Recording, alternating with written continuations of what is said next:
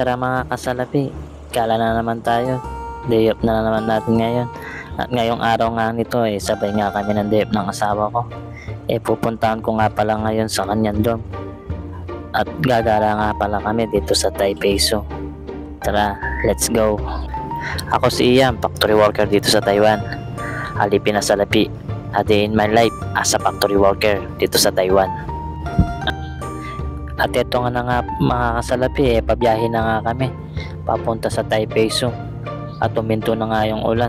Kanina kasi pag alis ko simula Taichung hanggang papuntang Chongli umuulan. At ngayon nga bubabiyahe na nga kami. Napakaganda ngayon ng panahon. At habang nga naka-stop nga kami dito napaka-excited na nga ng asawa ko. Dahil makikita na namin yung kapatid ko na nawawala. Joke lang. Sa Pilipinas nga pala mga kasalapi, ganito na rin yung ginagawa namin. Gumagala kami. Kahit saan na kami nakakapunta na nakamotor lang ng asawa ko. Nakaka-relax naman kasi talaga pag mumotor. Lalo na kung kasama mo yung taong mahal mo sa buhay. Dito nga pala sa Taiwan, mostly dito makikita mo mga motor mga scooter. Kapag nga mamamalengke ka marami ka nga kasi mapaglalagyan kesa naman doon sa may cambio. Iilan lang yung mga gumagamit ng mga cambio dito. At eto nga, naglalakad na nga kami dito sa harapan ng Taipei Zoo. Dito nga pala kami nakaharap ng parkingan sa sobrang dami na nakapark. At family day kasi ng mga Taiwanese ngayon. At habang nga naglalakad nga kami bigla pumunta nga dito yung asawa ko. At eto nga mga kasalapi, nakalipat na nga kami dito sa harapan ng Taipei Zoo.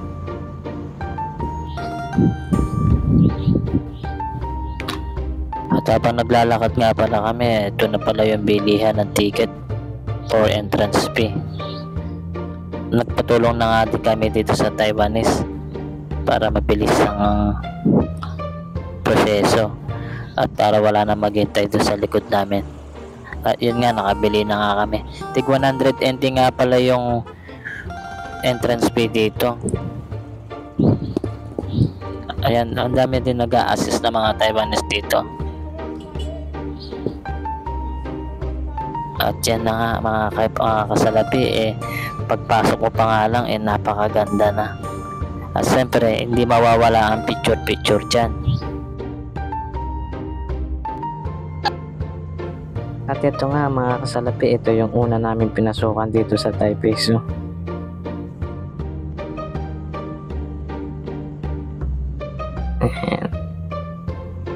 At pagpasok nga namin napakaganda dito sa loob. At meron din pala silang parang mini falls. Napakaganda sa mata ang tanawan dito mga kasalapi. At kung isa ka rin mahilig gumala dito sa Taiwan mga kasalapi, at ito ay puntahan nyo na at napakasulit na sulit ang iyong pagod. At dito nga pala mga kasalapi, marami ka rin papasokin ng mga parang kuweba. At dito meron din mga hayop, yung mga ilaw na pula na dyan, at maraming hayop mga kasalapi.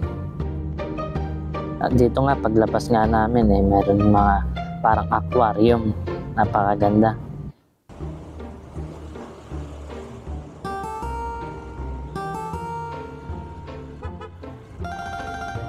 Yan nga pala yung hayop na Argus. At habang naglalakad pa nga kami dito, nakita nga namin tong unggoy nangungulit dito sa Argus na ito. At habang kinukulit niya tumakbo naman at tumakyat sa sanga. At dito na nga kami sa mga isda. Yan naman napapasogan namin. Ito nga pala yung parang aquarium. Parang ariwana nga pala yung malaki dyan. At yan, kung nakikita niyo yung video na to, ginawa ko na rin palang reel to mga kasalapi. Yan nga man pala yung aquarium na malaki na parang nasa ocean park ka. Dito nga sa Taiwan mga kasalapi, talaga marami ka naman talaga mapapasyalan. Na siyempre hanggang 12 years lang naman ang tatagal namin dito sa Taiwan, kaya sinusulit namin itong pagpasyal namin dito. At marami din pala mga kababayan natin na nandito na gumagala din. Siyempre pamparelax din after ng homework. At habang gumagala nga kami dito sa Taiwan, syempre magpapadala muna kami sa Pilipinas. At yung sobra, yun yung pinaggagala namin ng asawa ko. At dito nga, habang naglalakad kami, kala ko kung anong tinitignan nila. Napakagandang hayop naman pala ito. At hindi siya naiilang sa mga tao, talagang parang nagpapabideo siya o nagpapapicture. Talagang binubuka niya yung buntot niya. At syempre, tuwang-tuwa yung mga bata. Tingnan mo, umiikot pa nga siya. At yan na nga, bababa na niya yung buntot niya yan. At hindi pa nga nagtapos yung pagyayabang ng hayop na to. At parang may tumawag pa nga sa kanya dito at para sumagot na rin siya. Pagkatapos nga sa kasalapi, binukadkad na naman niya yung buntot niya. Ayan, naiikot na naman siya. Napakaganda talaga. At dito nga mga kasalapi, kahit nga wala kayong baon na mga pagkain, meron palang mabibili dito na mga pagkain. At meron din palang McDo dun sa exit tsaka 7-Eleven. At meron din mga nagtitinda mga ice cream. At habang nga nandito na nga kami, nakita namin itong hayop nito. Napakaganda, para meron din siyang corona. At yung mga ibang hayop dito may kulay na rin. Parang nagpa-blondie na rin na kulay pula. At dito nga nakita nga namin itong mga long syrup. At kumakain nga sila dito na parang damo. Napakadami talagang tao dito na nagpapasyal dito sa Taipei Zoo. Napakalawak. At marami din pala kaming hindi masyadong napuntahan na mga hayop dito. Napakadaming tao. At dito nga naglalakad-lakad na nga kami dito. At tinignan namin kung anong tinitignan din nila. Nakakita na nga namin itong parang taga. Sumisisid sila sa tubig. Napakabilis nila sumisid. Ayan, at nagyayabang nga sila habang may nanonood sa kanila.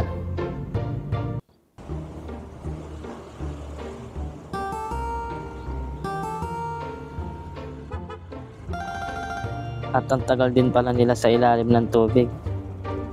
Ayan na. Ayun nga, papasok na nga sila sa longga nila. Tapos dito naman kumakain naman tong unggoy. Sarap niyang kumain, hindi mo siya namimigay. Dito nga naman pala yung mga crocodile. Kaya lang hindi rin sila gumagalaw, napakatamad nila, hindi naman sila nagyayabang katulad ng mga ibang hayop na nakita namin kanina. Pero parang bata pa yung mga crocodile dito, maliliit pa.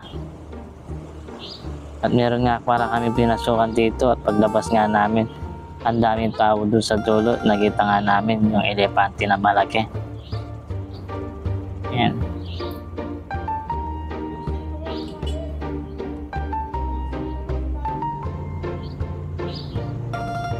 At syempre, tuwang-tuwa nga kami dyan kasi nakapasyal kami dito. At din nga namin na makakapunta nga kami dito sa Taipei Zoo.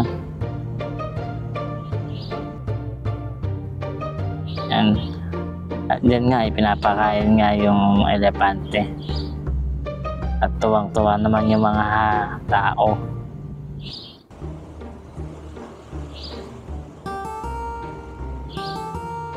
At yung elepante parang close na close din sa mga tao sanay na sanay din sa mga maraming mga tao.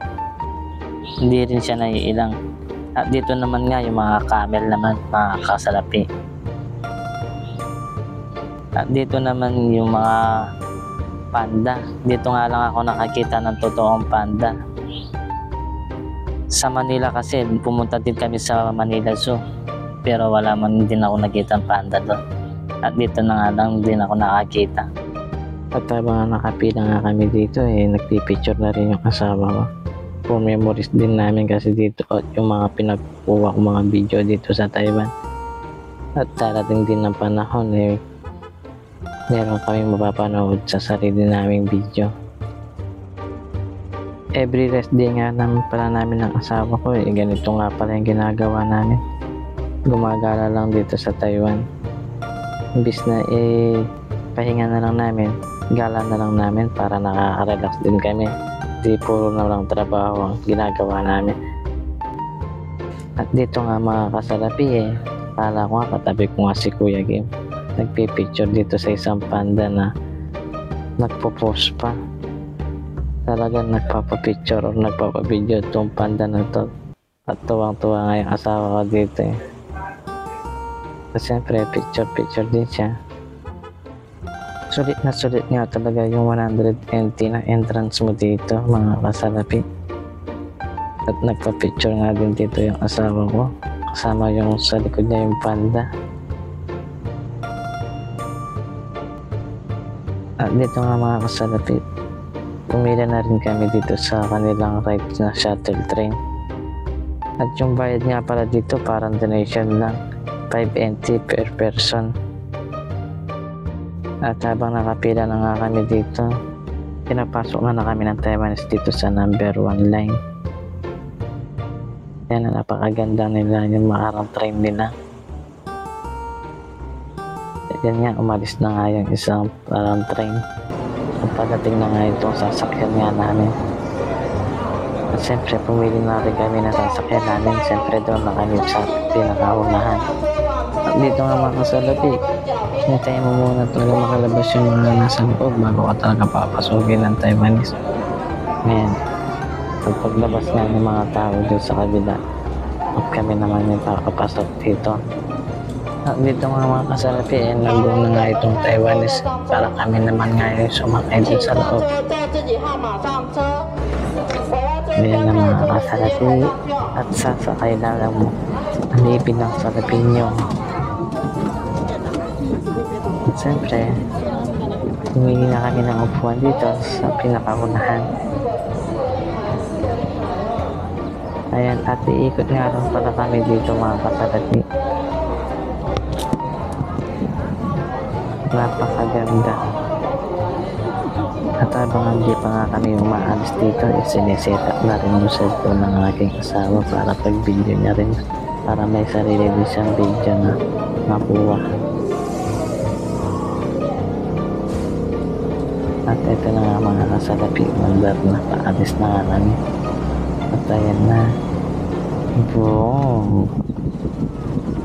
At marami pa nga pala kami hindi napasyalan dito sa loob ng Taipei mga kasalapi. Napakalawak naman kasi. Nakadating na nga lang pala kami dito is 11 AM. At kulang talaga ang oras namin. Kasi pagsakay nga namin dito, tignan nga namin yung oras is mag-aalas 5 na mga kasalapi. Kaya binabarak na lang namin na umuwi na. Kasi medyo pagod na rin yung mga paa namin. At barak pa nga namin sana sumakay dun sa cable car. Kaya lang lalabas ka dito sa Taipei. So paglalakad ka pa na medyo malayo-layo pang konti. Kaya nga mga kasalapi puntahan nyo na rin to. At para makarelax din naman kayo. At hanggang dito na lang pala mga kasalapi. Maraming salamat sa inyong panonood at pag-share ng aking video. Thank you. God bless.